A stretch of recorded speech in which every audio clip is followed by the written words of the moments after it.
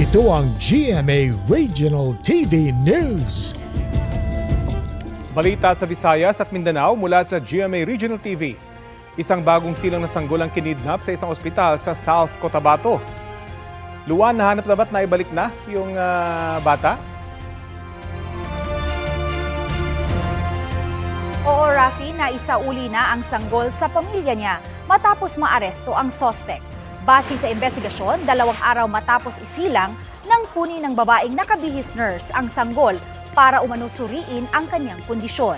Kinabukasan, nahuli ng pulisya ang sospek matapos niyang ipa-check up ang bata sa ibang ospital. Inireport daw ng mga tauhan ng hospital ang kaduda-dudang galaw noon ng babae. Ayon sa mga pulis, umamin ang sospek sa krimen na nagawa dahil hindi raw niya ipinaalam sa kanyang partner na nakunan siya. Posible siyang maharap sa reklamo. Iniimbestigahan din ng pulisya kung paano nakalusot sa security ng hospital ang babaeng nagpanggap na nurse. Sinusubukan pang kuhanan ng pahayag ang pamunuan ng hospital.